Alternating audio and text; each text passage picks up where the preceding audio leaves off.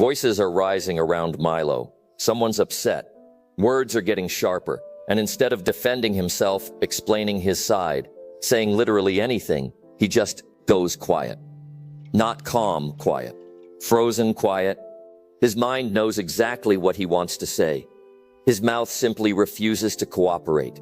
If you've ever gone completely silent in the middle of an argument, not because you had nothing to say, but because something in you shut the door before a single word could get out, you already know this isn't weakness.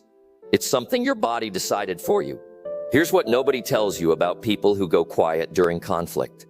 It's not that they don't care, and it's definitely not passive aggression, even though it often gets read that way.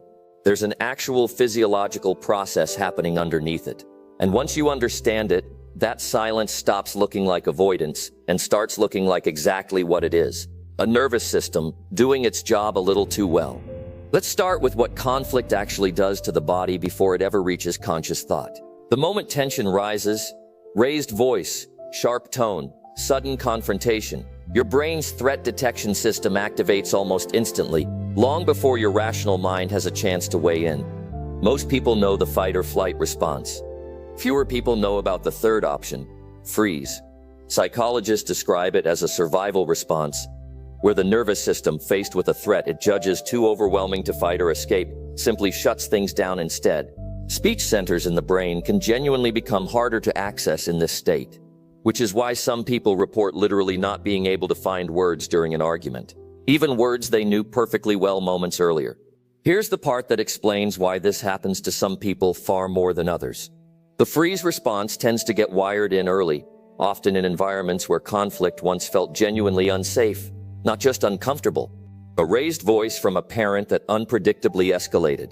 An argument where speaking up once made things dramatically worse instead of better. In moments like that, a child's nervous system learns a very specific lesson.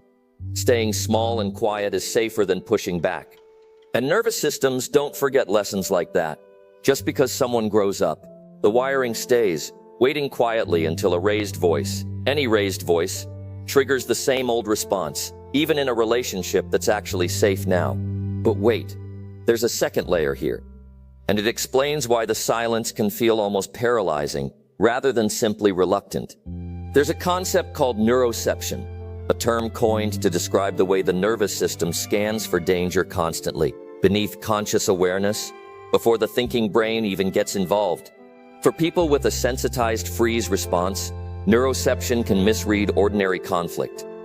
A partner raising their voice slightly, a friend sounding frustrated, as something closer to genuine danger.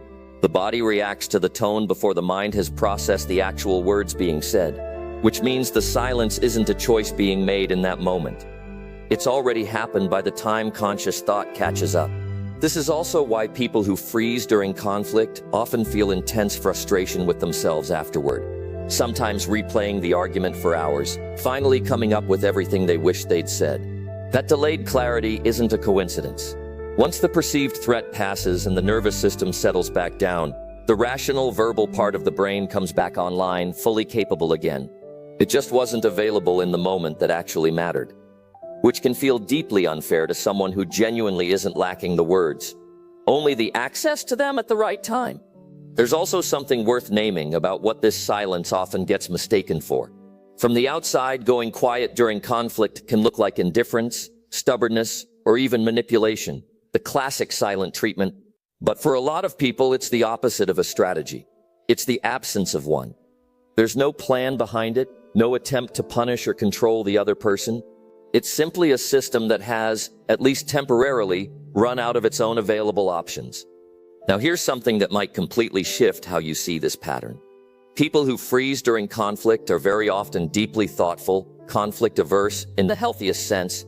People who genuinely don't want to escalate things or say something hurtful in the heat of a moment. That instinct isn't a flaw. It's often exactly why they're careful, considerate communicators once they actually have access to their words. The problem was never a lack of things to say. It's that the nervous system got there first, and safety, not conversation, became the priority. Here's the part worth saying clearly, because a lot of people carry quiet shame about this, convinced it means they're weak or incapable of standing up for themselves. Freezing during conflict isn't a character flaw. It's a protective response that likely made complete sense in an earlier chapter of life. One that simply hasn't caught up yet to the fact that not every raised voice today is actually dangerous. The goal was never to force yourself to argue back the moment tension appears. It's building small pockets of safety first, learning to notice the freeze as it starts, and giving the nervous system a little more evidence, slowly, that this particular version of conflict is actually survivable. Because the version of you that can eventually speak up mid-argument isn't braver than the one who goes quiet. It's just finally convinced that it's safe enough to... If you've ever gone silent during an argument and thought of the perfect response hours too late, hit subscribe. And if you want to understand why some people can't stop checking their phone even when there's genuinely nothing new to see, that video is going to explain more than you expect. Click it.